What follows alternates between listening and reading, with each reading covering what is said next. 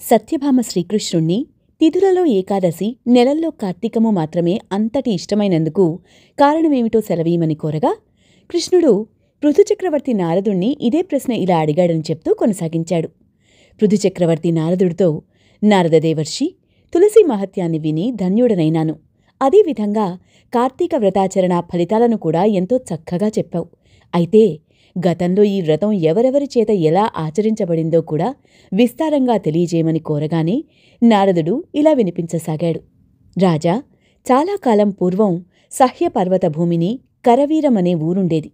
ఆ ఊళ్ళో ధర్మవేత్త, నిరంతర హరి పూజాసక్తుడు, నిత్య ద్వాదశాక్షరి జపవ్రతుడు, అతిథి సేవాపరాయణుడు అయిన ధర్మదత్తుడనే బ్రాహ్మణుడు ఉండేవాడు.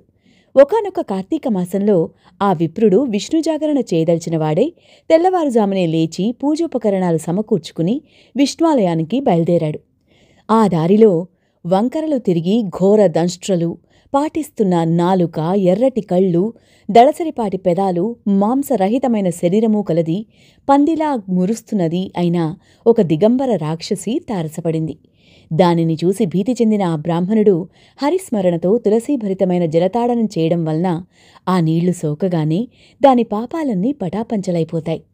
అలా ఏర్పడిన జ్ఞానం వలన కలహ అనబడే ఆ రాక్షసి ఆ బ్రాహ్మణునకు సాష్టాంగంగా ప్రణమిల్లి తన పూర్వజన్మ కర్మ విపాకాన్ని ఇలా విన్నవించసాగింది.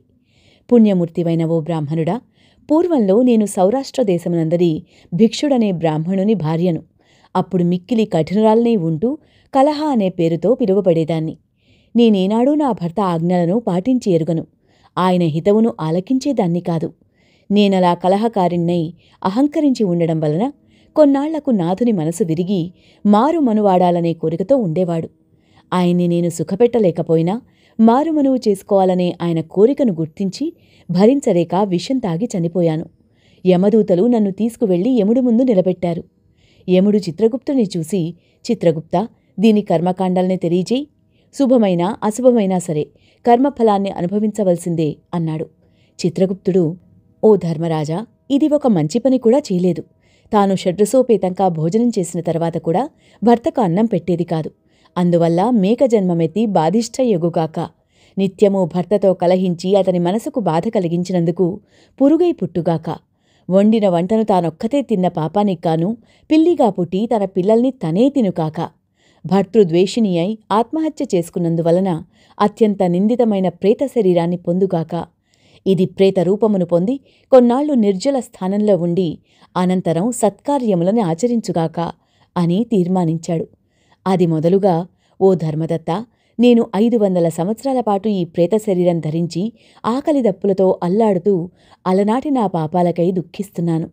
అనంతరం కృష్ణా సరస్వతి సంగమస్థానమైన దక్షిణ దేశానికి రాగా అక్కడి శివగణాలు నన్ను తరిమికొట్టక ఇలా వచ్చాను. పరమ పావనమైన తులసీ జలాలతో నీవు తాడించడం వలన ఈపాటి పూర్వస్మృతి కలిగింది. పుణ్య తేజస్వివైన నీ దర్శనం లభించింది. కాబట్టి కళంకరహితుడైన వాడా, ఈ ప్రేత శరీరం నుంచి దీని తదుపరి ఎత్తవలసిన యోనుల్లోని జన్మత్రయాన్నుంచి నాకెలా ముక్తి లభిస్తుందో చెప్పి రక్షించు అని ప్రాధేయపడింది. కలహ చెప్పిందంతా విని కలతపడిన మనసుగలవాడైన ఆ విప్రుడు సుదీర్ఘ సమయం యోచించి దుఃఖభార హృదయుడై ఇలా చెప్పసాగాడు. ఓ కలహ, తీర్థాలు, దానాలు, వ్రతాలు చేయడం వలన పాపాలు నశించిపోతాయి. కానీ నీ ప్రేత శరీరం వలన వాటిని ఆచరించేందుకు నీకు అధికారం లేదు. అదీకాక 3 యోనులలో 3 జన్మలలో అనుభవించవలసిన కర్మ పరిపాకం స్వల్పపుణ్యాలతో తీరదు. అందువలన నేను పుట్టి బుద్ధెరిగిన నాటి నుండి ఆచరిస్తూ ఉన్న కార్తీక వ్రత పుణ్యంలో సగభాగాన్ని నీకు ధారపోస్తాను.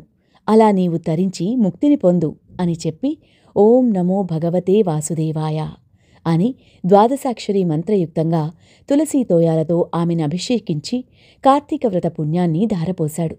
ఉత్తర క్షణంలోనే కలహ ప్రేత శరీరాన్ని విడిచి దివ్య రూపిణి అయి అగ్నిశిఖలా లక్ష్మీకళతో ప్రకాశించింది. అమితానందంతో ఆమె ధర్మదత్తునికి కృతజ్ఞతలు చెప్పుకుంటూ ఉండగానే విష్ణుస్వరూపులైన పార్షదులు ఆకాశం నుంచి విమానంతో సహా వచ్చారు. వారిలోని పుణ్యశీల, సుశీల అనే ద్వారపాలకుల చేత కలహ విమానమందాసీనగా చేయబడి అప్సరోగణాల చేత సేవించబడసాగింది. ఆ విమానాన్ని చూస్తూనే అందులోని విష్ణుగణాలకు సాష్టాంగపడ్డాడు ధర్మదత్తుడు. సుశీలా పుణ్యశీలులిద్దరూ అతన్ని లేవదీసి సంతసం కలిగించే విధంగా ఇలా చెప్పసాగారు. ఓ విష్ణుభక్త, దీనులయందు దయాబుద్ధి గలవాడవు, ధర్మ విదుడవు, విష్ణు భక్తుడవు అయిన నీవు అత్యంత యోగ్యుడవు. లోకోత్తరమైన కార్తీక వ్రత పుణ్యాన్ని ఒక దీనురాలి కోసం త్యాగం చేయడం వలన నీ 100 జన్మల్లోని పాపాలు యావత్తూ సర్వనాశనమైపోయాయి. ఈమె పూర్వ సంచితమంతా నీచే చేయించబడిన స్నానఫలం వలన తొలగిపోయింది. విష్ణు జాగరణ ఫలంగా విమానం తేబడింది. నీవామెకు అర్పించిన దీపదాన పుణ్యం వలన తేజోరూపాన్ని, తులసీ పూజాదుల వలన విష్ణు సాన్నిధ్యాన్ని ఆమె పొందబోతోంది. ఓ పవిత్ర చరిత్రుడా, మానవులకు మాధవ సేవ వలన కలుగని మనోవాంఛితమంటూ ఏదీ లేదు. విష్ణు ధ్యాన తత్పరుడవైన నీవు 2 భార్యలతోనూ కలిసి అనేక వేల సంవత్సరాల పాటు విష్ణు సాన్నిధ్యంలో వినోదించగలవు.